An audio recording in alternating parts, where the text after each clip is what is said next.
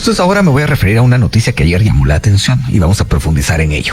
Un informe del GAM, que es el Grupo de Apoyo Mutuo, nos dice que de enero a mayo de este año se ha evidenciado que hay zonas con más violencia homicida. Y esto por arma de fuego. La que está, digamos, en el primer lugar, no es un agradable primer lugar, es la zona 1. Tiene 81 víctimas durante ese lapso. La zona 11 le sigue con 62 y la zona 10 con 38 está en el tercer lugar. Pero la zona 18 está en el sexto con 26 muertes registradas. Las principales causas de estos crímenes son por delitos contra el patrimonio y extorsiones. Estamos hablando de robos y también de estas bandas de extorsionistas que llaman para pedir dinero a cambio de no hacer daño. Para platicar del tema, para matizar estos datos, para conocer más acerca de cómo se llega a estas conclusiones, ya nos acompañan Mario Polanco, director y fundador del Grupo de Apoyo Mutuo, y también el coronel Mario Mérida, ex viceministro de Gobernación, es analista, también es escritor y catedrático universitario. A los dos, gracias por estar acá. Empiezo con el licenciado Polanco. Licenciado Polanco, me imagino que usted, cuando le llegaron esos datos, se debe haber sorprendido un poco. Cuéntenos al respecto. Buenos días. Sí, buenos días. Bueno, miren, yo intentar poner a la zona 18 como un parámetro de comparación o como una zona que ha... Licenciado Polanco, perdón que lo interrumpa. ¿Podría usted acercarse más a su aparato telefónico? Porque seguramente que la audiencia le va a escuchar mejor. Muy bien, lo siento. Sí. Adelante. Espero que ahora me escuchen bien. Mucho mejor. Adelante. Miren, sin el ánimo de tomar a la zona 18 como parámetro de comparación, nosotros desde el GAM nos sorprendió enormemente que la zona 18, que tradicionalmente ha presentado los más altos índices y niveles de violencia, pues ahora en este informe se encuentra en el lugar número 6. Eso nos pareció positivo para quienes viven en la zona 18, pero también nos llama profundamente la atención en el sentido de que la delincuencia puede estarse moviendo de zonas para tener mayor control geográfico. Y eso pues es detrimento ya de todos los habitantes de la ciudad de Guatemala. Quiero señalar también que los datos que nosotros hemos utilizado y que los dimos a conocer el día de ayer son datos obtenidos de manera oficial. O sea, no son datos que se han hecho desde el GAM, sino son datos que obtuvimos de manera oficial desde el INACIF, la misma Policía Nacional Civil, el MP. Nosotros hacemos cruces de datos, algunos nos llegan en tiempo real como los del INACIF, otros llegan un poco más tarde, pero así es como nosotros trabajamos, y a la vez también hacemos un monitoreo de medios de comunicación. Los medios de comunicación no dan a conocer todos los hechos de guerra, muchos sí, pero no todos. Entonces, quiero explicar esto para que no se crea que estamos utilizando datos de manera arbitraria y sin un fundamento. Pues decía que nos sorprendió enormemente porque si vemos que esta criminalidad que actúa contra las personas, porque estamos hablando de homicidios con arma de fuego, nos indica que las zonas que tienen los mayores índices de violencia son la 1, 11 y 10, los tres primeros lugares. De hecho, nos llama la atención también la 10, porque en la 10 ha habido mayor actividad de la PNC por seguridad, tomando en cuenta la importancia de la zona 10, y nos llama la atención que ahora presenta 38 casos en 6 meses. En 6 meses, claro. Es uno de los datos que más llama la atención, es precisamente ese. Y aprovechando precisamente esos números, yo quisiera ir con el coronel Mario Mérida y aprovechando su experiencia como él fue viceministro de Gobernación, preguntarle esto. Coronel, ¿cómo tendrían que interpretar las autoridades estos números, especialmente estos de la zona 10, partiendo de lo que decía el licenciado Polanco? Hay mucha actividad policial ahí, o tendría que haber, o se supone que hay. Buenos días. Buenos días, pues yo lo veo, digamos, como una respuesta a la dinámica de la delincuencia organizada. Es decir, en la medida que se les va negando espacios a los grupos delincuenciales, en esa medida se van desplazando. Si partimos de la idea de que la criminalidad organizada y la delincuencia organizada tienen una característica de más largo plazo y por supuesto están más al día con las noticias, son las primeras, digamos, que se nutren o que se enteran de la información en tiempo real, a través de monitorearlos los medios. Entonces, ¿qué es lo que puede estar sucediendo? Y ahí tiene razón el licenciado Mario Polanco. Si los indicadores de la policía, digamos, son válidos, digamos, y los tienen a mano, entonces ellos pueden determinar si el esfuerzo de presencia en la zona donde tradicionalmente se presenta más violencia disminuyó, ¿verdad? Versus áreas, digamos, donde la gente precisamente es más vulnerable, porque consideraba que eran áreas que no estaban expuestas a la delincuencia organizada, y resulta que ahora son las que se han contaminado. Incluso hablar de asaltos en la Avenida Las Américas, por ejemplo, o en la Avenida La Reforma, pues eso de una u otra forma genera más incertidumbre, tanto en las personas que transitan por el lugar como las que viven en esas áreas o tienen sus trabajos en esos lugares. Coronel Mérida, antes de pasar de nuevo con el licenciado Polanco, el caso de la zona 10, por ejemplo, ¿no podría estar vinculado con el tema de discotecas y de entretención nocturna que hay en algunas de las calles de esta zona? Por supuesto, es una de las causas, don Felipe, porque a la larga las personas que salen ya a la 1 o 2 de la mañana, pues son altamente vulnerables a cualquier hecho delictivo.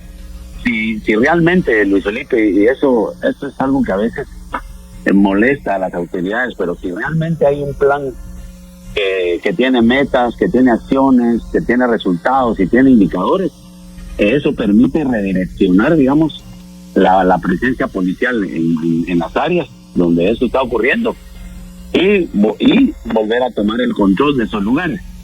Pero si es la respuesta normal de la policía dentro de su quehacer cotidiano, entonces sucede que se pierde el control de las áreas y ocurren hechos, digamos, como los que se inscriben en la zona 1. Yo me recuerdo que cuando fui viceministro de Gobernación, uno de los problemas de la zona 1 era el raterismo, toda la Sexta Avenida, por ejemplo.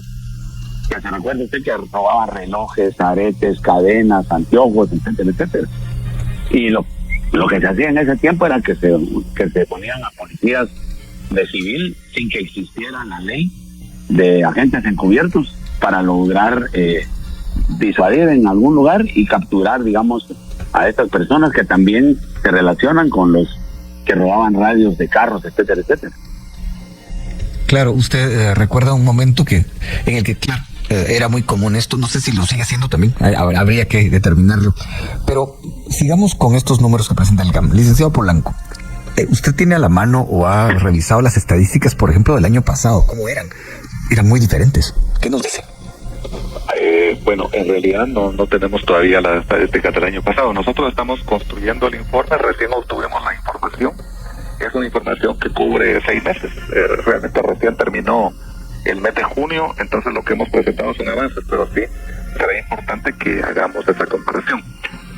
Pero quiero decirle que lo que hemos visto en meses anteriores es que la situación de 2023 versus 2024 no ha cambiado significativamente. La tendencia sigue siendo casi la misma, y eso de hecho ha preocupado y lo hemos expresado desde hace ya algunos meses, en el sentido que si no se adoptan medidas novedosas en materia de seguridad, podríamos correr el riesgo de tener una situación igual a la del año pasado, o incluso podría haber algún incremento en el número de hechos. ¿Cómo explica, licenciado Polanco, el tema de la zona 11? Quedó en segundo lugar, es una zona muy amplia y muy diversa. ¿Hay algo que usted podría analizar a partir de estos números? Mire, nosotros consideramos que lo que ha ocurrido con algunas de las zonas es que ha habido algún movimiento de parte de la delincuencia, de la criminalidad. Se han movido a algunas de las zonas. La zona 11 es una de las zonas que menos asentamientos tiene. No tiene asentamientos, de hecho, esta zona.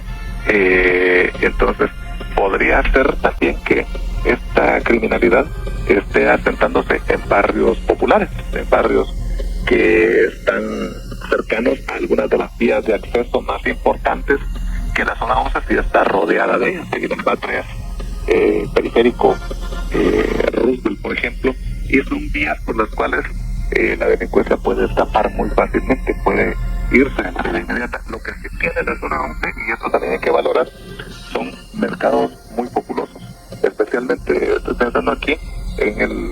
Guarda, por ejemplo, pero también hay otros en colonias muy particulares, y entonces en este tipo de lugares también podría generarse algún tipo de criminalidad que eventualmente termine con un hecho contra la vida, especialmente cuando está interviniendo otro tipo de delitos como es el de la extorsión.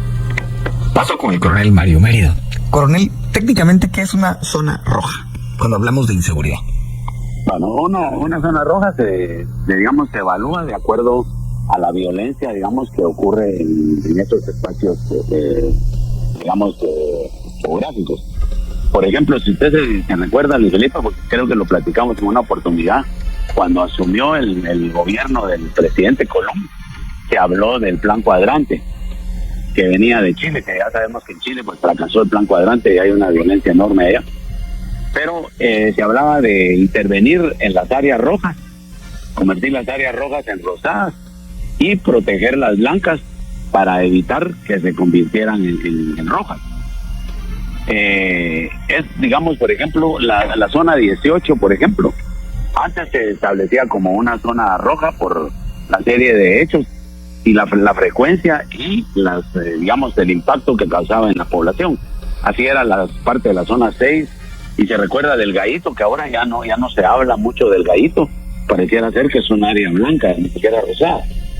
Es decir, sectorialmente el plan cuadrante, digamos que es una poligonal que se levanta para establecer el nivel de hechos, la magnitud de esos hechos, y por supuesto algo que no se puede dejar de tomar en cuenta es la percepción de la gente con respecto a ese tema. Creo yo que esos, digamos, son los elementos que caracterizan un área roja en cuanto a la frecuencia delictiva que se pueda estar ocurriendo en ese lugar. Área roja, área rosada, área blanca. Y bueno, sí, cuando usted menciona el Gallito, recuerdo que hubo historias de horror ahí, gente que se equivocó, cruzó donde no debía y perdió la vida. Bueno, de eso podemos seguir platicando después de la pausa. Le pido a los invitados que se queden y también a la audiencia. Sobre un tema que no deja de llamar la atención, esto de que la delincuencia de algún modo se esté corriendo y abarcando más territorio. Esto, en términos de seguridad, ¿usted cómo lo vería? ¿Qué estaría significando tal cosa? En realidad yo lo vería como un riesgo para toda la población, porque la ciudad de Guatemala pues presenta ciertas características, tiene mayor presencia de agentes de policía nacional civil, hay mayor presencia de medios de comunicación, hay mayor importancia en todo sentido, y regularmente en cualquier país las capitales son las que menos violencia enfrentan. Muchas veces la violencia está en las afueras o en ciudades intermedias, pero no en las ciudades más importantes. Y hay muchísimos ejemplos. Si en el caso de Guatemala empezara a ocurrir que ya la criminalidad empieza a moverse y empieza a abarcar más áreas geográficas, creo que eso sí podría poner en peligro la misma estabilidad, no solo de la ciudad, sino eventualmente del país, debido a que aquí se concentra incluso la actividad económica más importante de Guatemala. Y quiero también señalar algo. La información que hemos dado a conocer nosotros se refiere única y exclusivamente a muertes con arma de fuego, ¿ok? Otras muertes también que han ocurrido con arma blanca, etcétera, pero nos hemos concentrado en dar esta información con arma de fuego. Eso significa que la situación de violencia en la ciudad de Guatemala no podría, sino de hecho es mucho más grave de lo que estamos analizando en este momento. ¿Y cambian las zonas geográficas, las zonas de la capital cuando se habla de violencia con arma blanca, de violencia homicidio? ¿Cambia el lugar de las diferentes zonas que ocupan en esta lista? No, en realidad no. Yo creo que está muy concentrado en estas zonas, puesto que arma de fuego es una de las que se usa con mayor frecuencia por parte de la delincuencia. Por ejemplo, tengo aquí el dato que en la ciudad de Guatemala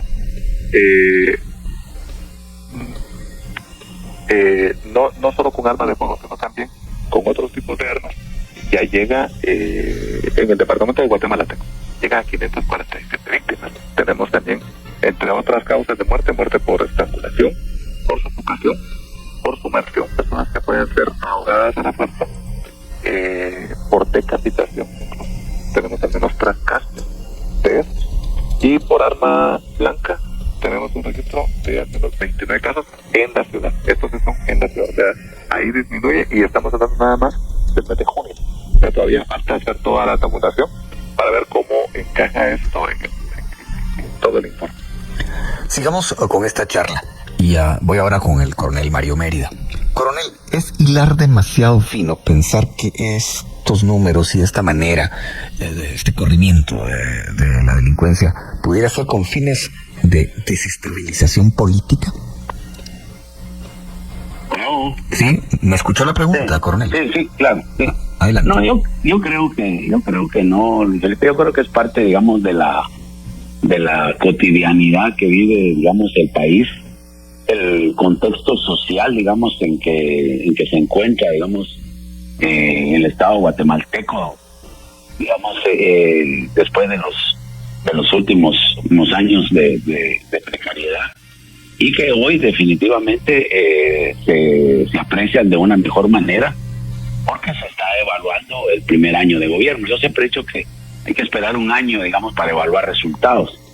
Y ocurre precisamente que lo que antes mirábamos o se observaba o se miraba, no se observaba como algo regular y cotidiano, hoy, digamos, resulta que tiene apreciaciones desde diferentes ángulos, con algún tipo, digamos, de percepción acerca si realmente todo esto que está pasando es parte de una conspiración para debilitar, digamos, al gobierno.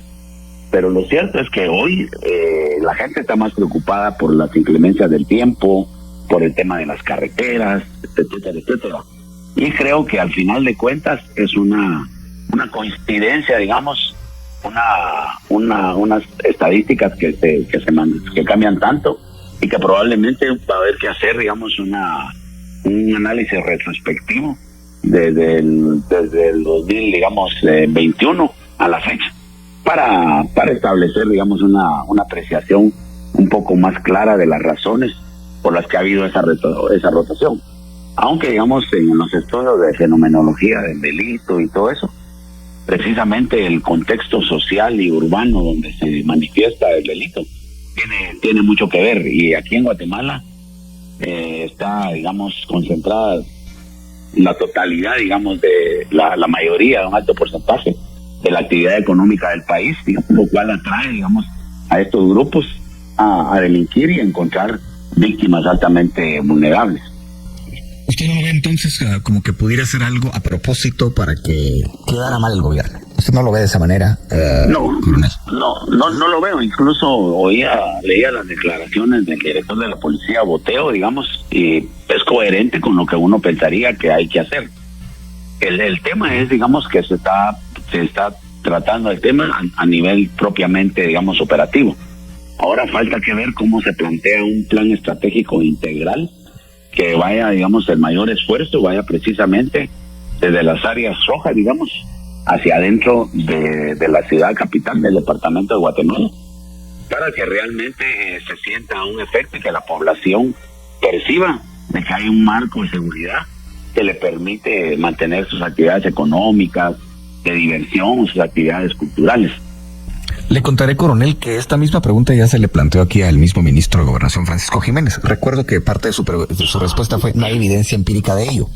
Sin embargo, ahora voy con el licenciado Polanco. Voy a dar dos datos.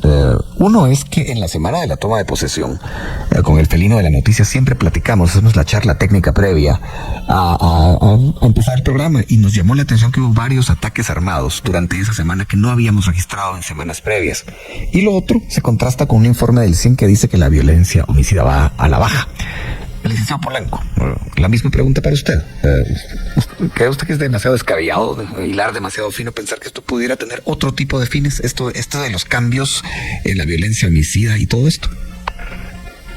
Yo he escuchado mucho este comentario, y quiero decirle que no es la primera vez que lo escucho con el gobierno actual, o en gobiernos anteriores, que cuando ha habido algún incremento en la violencia que casualmente coincide, por ejemplo, con algún tipo de señalamientos contra quienes están gobernando, se anuncia que puede ser algo provocado, o también que puede ser para perjudicar al gobierno de turno en su momento.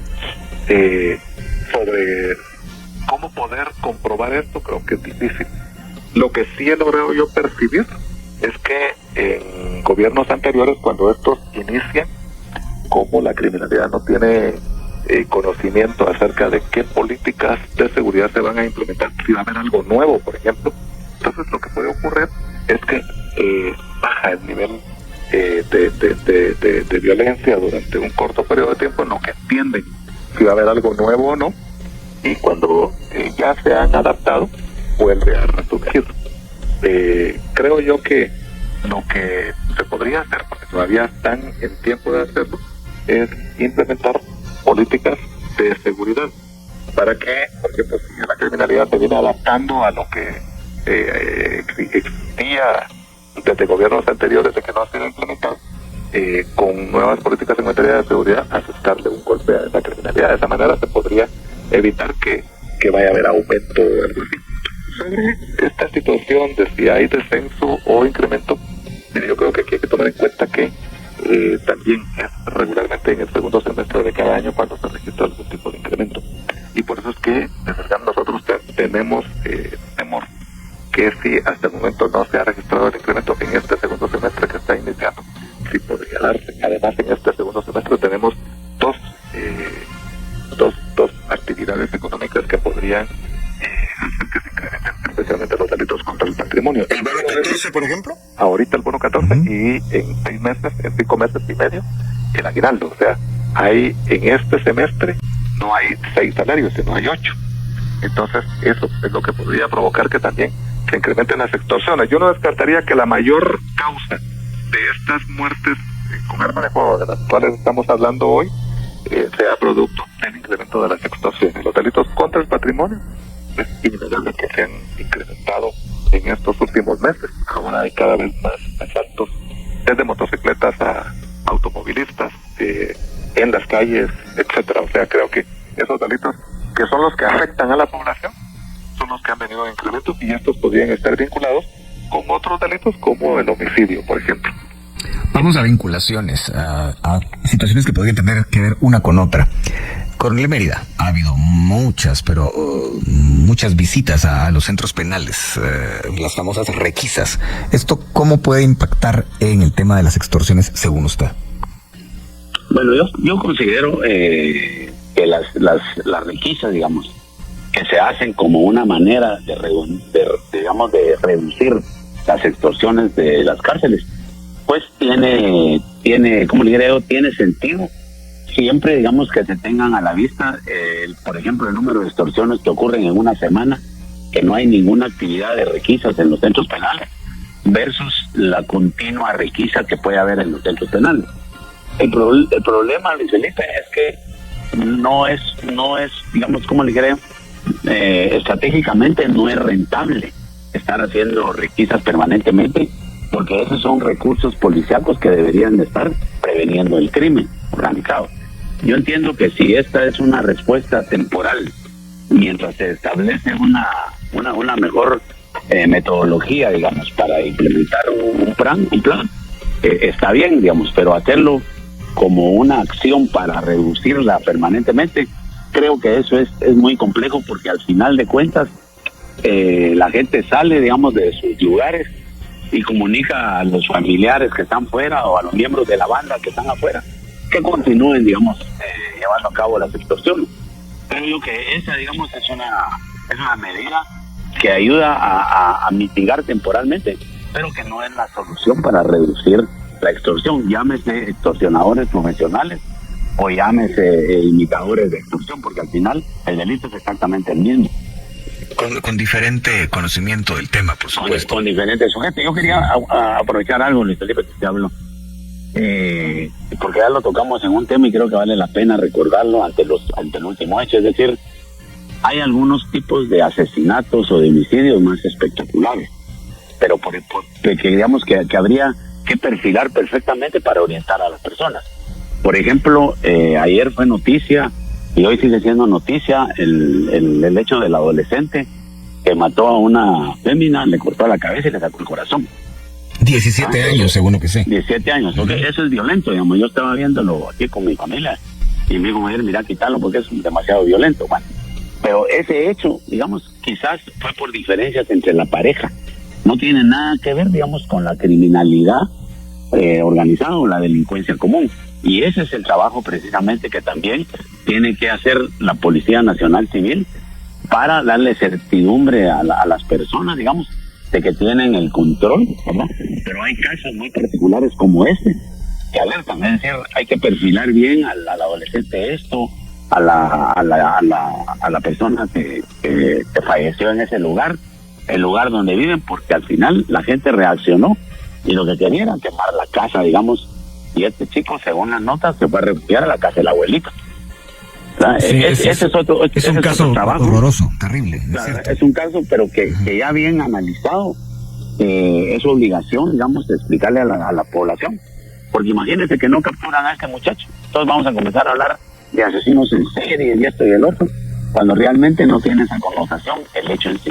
Y bien, hasta acá el video de hoy. Recuerden que ustedes tienen la última opinión que pueden dejar acá abajo en la cajita de comentarios. Dicho esto, nos vemos hasta el siguiente video. Adiós.